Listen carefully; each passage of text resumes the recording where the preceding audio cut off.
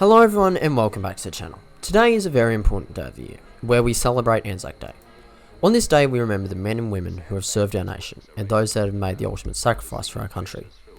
The services held around the country today will most likely place the emphasis on how our bravery, camaraderie and skill has earned the respect of other nations in all the wars we have fought in. However, many gloss over the horror of these wars. The death of the soldiers who never wanted to be there and were forced into it.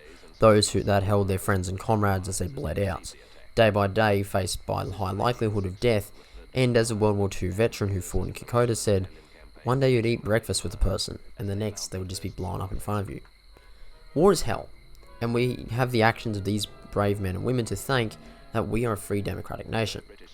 With engagements and operations ranging from the Battle of the Somme, Flanders Fields, Kokoda, Gallipoli, the Battle of the Coral Sea, the bombing of Germany in World War II, D-Day, fighting Japan in what is now modern Myanmar, and Afghanistan, alongside countless other peacekeeping operations and major engagements across the world. In these wars, over 103,021 Australian personnel have been killed. And in World War I alone, 1,749 amputation cases arrived home in Australia. The number would eventually rise to 3,000, along with 12% of Australian personnel suffering injury from gas attacks, which would impact over 16,000 Australian troops. Then of course there is just the toll on a person's psyche, which is experienced in all wars, with people suffering from shell shock, concussions, damage to their nervous systems, hysteria, PTSD, or post-traumatic stress disorder. These diseases and scars on soldiers' psyche would harm their home lives, the ability to be employed and live a normal life, have proper relationships, just because of the trauma forged in the fires of the hell they've been through. In fact, many committed suicide after coming home, because there's just no way they could cope. But that being said, there is no end of heroism from Australian personnel, with examples being Leslie Allen John, or the Bull, who saved 14 Allied soldiers in Kokoda, carrying them away from the front lines and back to the medical facilities. Simpson and his medical donkey, who helped with the evacuation of the wounded on Gallipoli.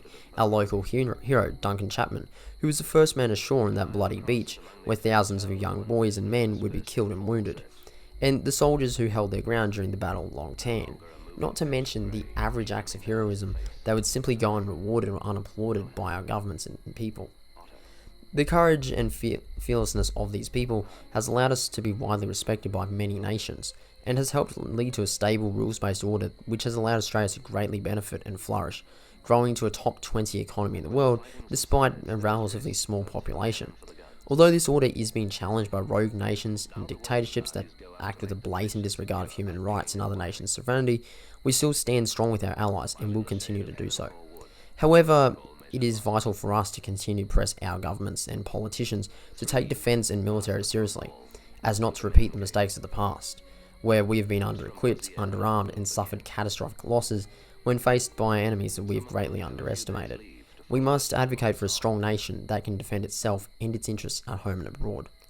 We must remember their legacy and the bravery that they've shown in their service to their nation and people. Whilst this is no Anzac Day service where the people are vastly more talented than myself, who can actually sing the national anthems of Australia and New Zealand, and who can actually remember the words of Flanders Fields, I would like to finish this video with the short verse from The Fallen. They will not grow old, as we that are left will grow old. Age will not weary them, nor the years condemn. At the going down the sun and in the morning, we shall remember them, lest we forget.